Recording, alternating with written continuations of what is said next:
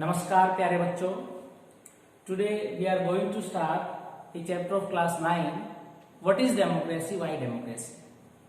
We have read about many kind of governments like dictatorship, military government, monarchy, constitutional monarchy and democracy. Democracy is most important government. As we know that today till date we have maximum countries in the world having democracy. It means it is having some qualities, because of that it is preferred by the people of those countries. So we start the chapter from the definition of Abraham Lincoln, the former president of America. According to him, democracy is a government of the people, by the people, for the people. Here three things are there. Number one, of the people. Number two, by the people. Number three, for the people. Of the people माने लोगों की सरकार. People govern themselves. People govern themselves. इसका मतलब है कि जो लोग हैं वो खुद ही शासन करते हैं. अब खुद कैसे शासन करते हैं? In modern democracies, representative democracies are there, where people elect their leaders and the elected leaders govern the people. Second thing is by the people. ये पहले पॉइंट से ही कनेक्टेड है कि लोगों ने इसको चुना है. No one has impose this government over us. कोई बाहरी फोर्सेस या कोई एक आदमी या किसी ने भी इसको हमारे ऊपर थोपा नहीं है. It is elected by the people. लोगों ने उसको चुना है, लोगों ने उसको एक्सेप्ट किया है. And for the people. For the people means लोगों की सरकार, सॉरी लोगों के लिए. लोगों के लिए का मतलब है this government works for the people. It keep people in the centre. It keeps people in the centre. लोगों को सेंटर में रखा जाता है, लोगों को ध्यान में रख के काम किया जाता है. कोई भी निर्णय लेना होता है तो सरकार लोगों के नीड्स के अकॉर्डिंग काम करती है. So people are very important. People are in the centre of the democracy. Now we read about the features of democracy. When we read the features, everything will be clear in our mind. What is democracy? कि democracy क्या है, इसको हम feature से और better तरीके से समझ पाएंगे. तो अब हम फीचर्स ऑफ डेमोक्रेसी की जो बात करें कि कौन कौन सी मेन फीचर्स हैं इसकी और वो किस तरह से काम करती है. सबसे पहला जो फीचर की बात करें हम,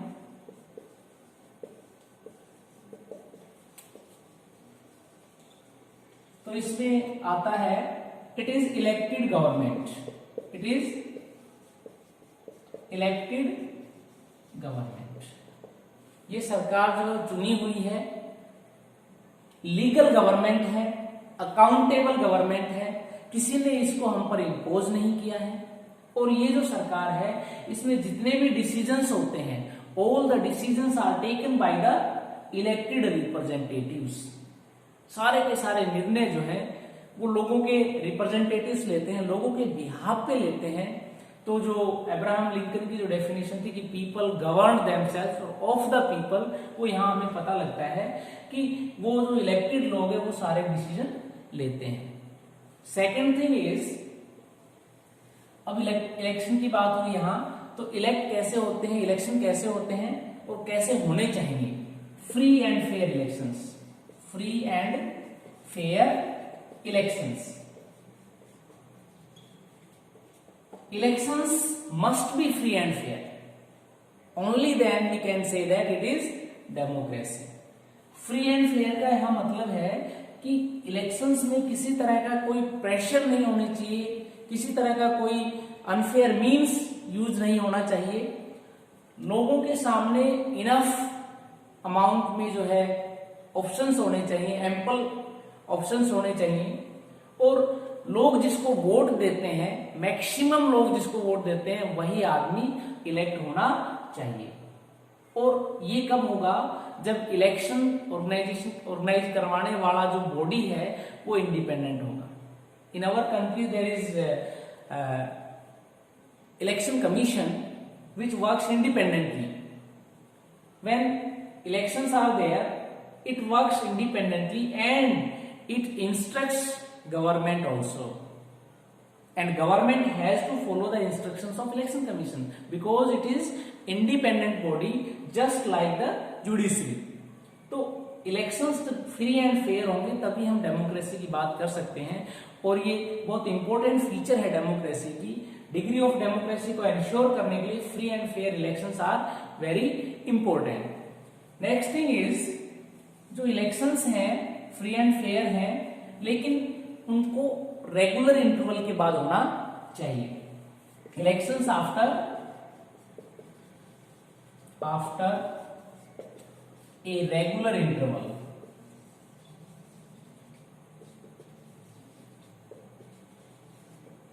वो इंटरवल कुछ भी हो सकता है।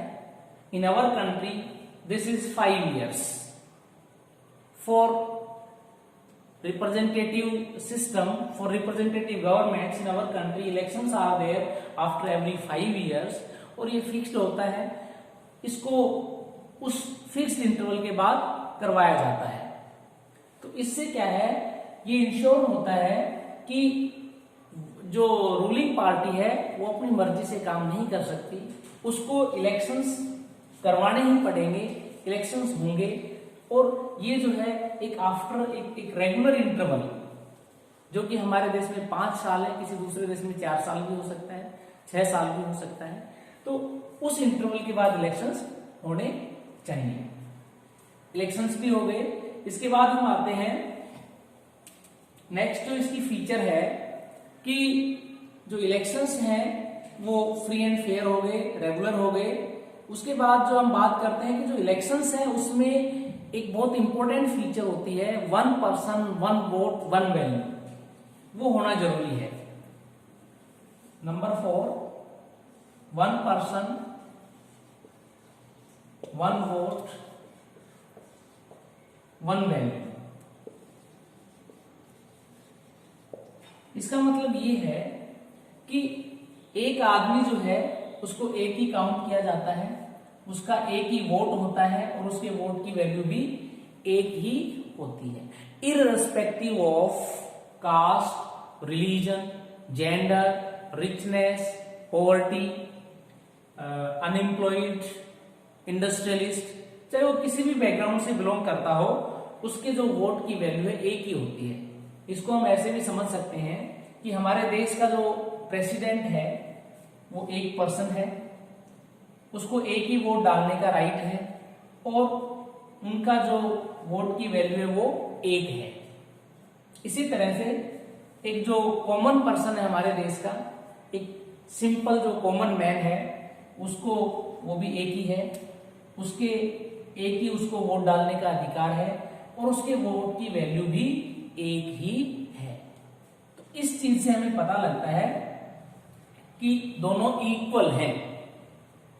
और इसको हम और अच्छे से समझना चाहें तो फ्रेंच रिवॉल्यूशन से इसको हम समझ सकते हैं। आपने फ्रेंच रिवॉल्यूशन पढ़ा होगा, उसमें आपने देखा होगा कि फ्रांस में पूरी सोसाइटी है वो 3 स्टेट्स में बटा हुआ था। First state, second state and third state.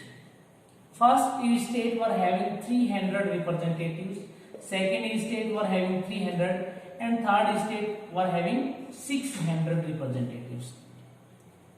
The value of vote of first state was 1 and second state was 1, third state was also 1. Here we see that these 300 people are having 1 vote or weightage of vote is 1 and these 600 people are having weightage of 1. So it is not equal, it is not same, it is having discrimination system. This is not 1 person 1 vote 1 value. यदि यहाँ पे 2 vote होते इनके, इसकी weightage 2 होती तो हम कह सकते थे कि इनकी इक्वल है। और भी आपने देखा बहुत सारी चीजें वहां थी कि थर्ड स्टेट के लोग जो हैं वो दे paid taxes, these two did not pay taxes, all other things were also there. So one person, one vote, one value is a very important feature of democracy. This ensures the degree of democracy. This enhances the degree of democracy. Now next point is rule of law and respect for rights. Rule of law and respect for rights.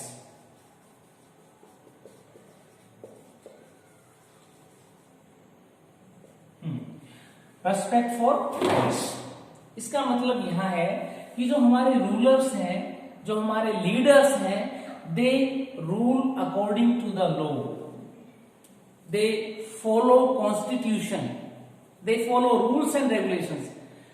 ऐसा नहीं है कि वो अपने मन में आएगा वही करेंगे। हमने उनको इलेक्ट कर दिया, इलेक्शन के बाद उनको कॉन्स्टिट्यूशनल प्रोविजंस को फॉलो करते हुए, लॉ को फॉलो करते हुए अपना जो है रूल करना है और शासन करना होता है। So this is very important feature. और उसके साथ साथ respect for rights, every person have basic rights and this government protect the rights of people, protect the rights of minority community, protect the rights of disadvantaged groups.